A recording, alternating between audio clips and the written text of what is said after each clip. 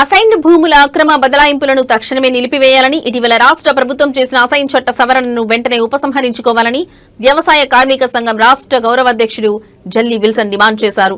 ముందుగా భూపరిపాలన కార్యాలయ అధికారికి వినతి పత్రాన్ని అందజేశారు. మంగళగిరి నగర పరిధిలో గల సీసీఎల్ఏ కార్యాలయం వద్ద ఉభయ వ్యవసాయ కార్మిక సంఘాల ఆధ్వర్యంలో భారీ ధర్నా జరిగింది. ఈ సందర్భంగా మాజీ ఎమ్మెల్సీ ఆంధ్రప్రదేశ్ వ్యవసాయ కార్మిక సంఘం రాష్ట్ర గౌరవ అధ్యక్షులు జల్లి విల్సన్ మాట్లాడుతూ 1977 అసైన్మెంట్ చట్టాన్ని నిర్వీర్యం చేసే ప్రయత్నాలు పేదల భూ హక్కులపై ప్రత్యక్ష దాడులని పేర్కొన్నారు. ఇటీవల జరిగిన కేబినెట్ సమావేశంలో అసైన్ భూములను 99 సంవత్సరాల పాటు లీజుకిచ్చే విధంగా చేసిన సవరణ వల్ల దళితులు పేదల చేతిలో ఉన్న లక్షల ఎకరాల భూములు పెద్దల చేతిలోకి వెళ్లిపోయే ప్రమాదం ఉందని విల్సన్ ఆందోళన వ్యక్తం చేశారు. రాష్ట్రంలో ఇప్పటికే లక్షలాది కుటుంబాలు ప్రభుత్వ భూముల్లో తరతరాలుగా సాగు చేస్తూ నివాసాలు ఏర్పరచుకుని జీవిస్తున్నప్పటికీ వారికి ఇప్పటికీ పట్టాలు ఇవ్వకపోవడం వల్ల నిరంతరం బెదిరింపులు, ఖాళీ చేసే ప్రయత్నాలు కొనసాగుతున్నాయని జల్లి విల్సన్ విమర్శించారు. అర్హులైన ప్రతి కుటుంబానికి సాగు భూమికి పట్టా, గృహ నిర్మాణానికి కనీసం 5 సెంట్ల స్థలం కల్పించాల్సిన బాధ్యత ప్రభుత్వంపై ఉందన్నారు. కోనేరు రంగారావు కమిటీ సిఫారసు చేసిన ప్రతి కుటుంబానికి 3 ఎకరాల సాగు భూమి, 5 సెంట్ల గృహస్థలం ఇప్పటికీ అమలు కాలేదని, గత ప్రభుత్వాలు ఈ సిఫారసులను చెత్తబుట్టలో వేసినట్టు వ్యవహరించాయని ఆయన ఆగ్రహం వ్యక్తం చేశారు. రాష్ట్రంలో విశాలంగా ఉన్న బంజరు భూములను పేద రైతులు, గృహ రైతులకు కేటాయించాలని డిమాండ్ చేశారు.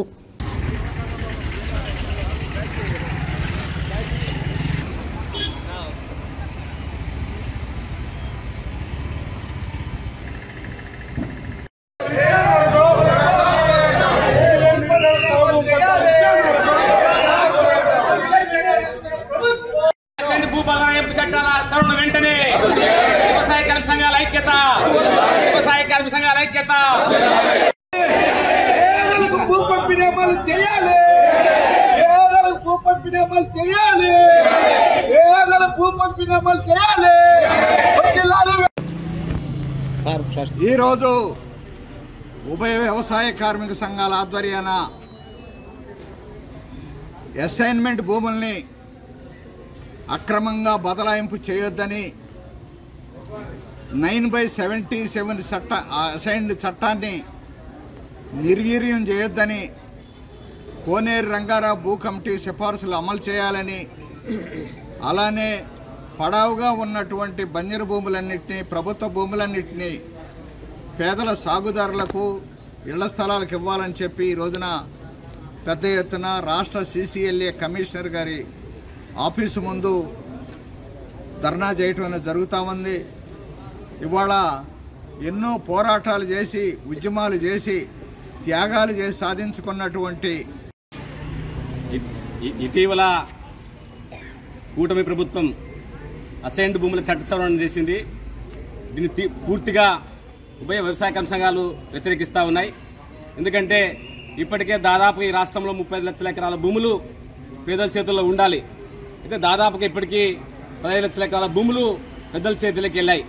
పేదవారికి 10వ పడక ఇచ్చి ఇప్పటికే చాలా చోట్ల డబ్బున్నటువంటి వాళ్ళు ఈరోజు భూస్వాములు, కార్పొరేట్లకి విపరీతంగా ఈ భూముల్ని దారాదత్తం ఇస్తున్న పరిస్థితి రోజు కనపడతా ఉంది. మేము ఈ రోజు ఈ రాష్ట్ర ముఖ్యమంత్రి గారిని ఒకటి అడుగుతా ఉన్నాం. మీరు అధికారంలోకి వచ్చే ముందు ఏం చెప్పారు? ఈ రాష్ట్రంలో ప్రతి పేదవాడికి గ్రామీణ ప్రాంతాల్లో 3 సెంట్లు, పట్టణ ప్రాంతాల్లో 2 సెంట్లు ఇస్తామని చెప్పారు. అదేవిధంగా సాగులో ఉన్నటువంటి ప్రతి పేదవాడికి భూమి కల్పిస్తామని చెప్పారు. ఇప్పటికే చాలా ప్రాంతాల్లో, అనేక ప్రాంతాల్లో భూముల్లో పేదవారు సాగులో ఉన్నారు, వాళ్ళకి పట్టాలు వెళ్ళు. ఏళ్ల తరబడి సాగులో ఉన్నప్పుడు కూడా ఇప్పటివరకు కూడా ఏ ఒక్క పేదవాడిని రెవెన్యూ హక్కులు కల్పించుకుని ఇబ్బందులు పెడతా ఉన్నారు. ఈరోజు ఉభయ వ్యవసాయ కార్మిక సంఘం ఆధ్వర్యంలో రాష్ట్ర భూ పరిపాలన అధికారి ముందు చేస్తున్న ధర్నా ఉద్దేశం గురించి మీకు తెలుసు. పోయిన నెల అక్టోబర్ 10వ తేదీన రాష్ట్ర కేబినెట్ అసైన్ చట్టాన్ని సవరించి ఈ రాష్ట్రంలో 13 లక్షల ఎకరాలు దళితులు, పేదలు సాగు చేసుకున్నటువంటి భూముల్ని పెద్ద పెద్ద సంపన్నులకు, అభివృద్ధి అనే ముద్దు పేరుతో పారిశ్రామికవేత్తలకు, పెట్టుబడిదారులకు కట్టబెట్టడానికి దుర్మార్గమైనటువంటి సవరణ తెలుగుదేశం ప్రభుత్వం, కూటమి ప్రభుత్వం చేసింది. దీనివల్ల ఈ రాష్ట్రంలో ఉన్నటువంటి దాదాపు 15 లక్షల మంది తీవ్రమైన నష్టపోయే అవకాశం ఉంది. మన రాష్ట్రంలో స్వాతంత్రం వచ్చినప్పటి నుంచి సుమారుగా 33 లక్షల ఎకరాలు వామపక్ష పార్టీలు, ప్రజా సంఘాలు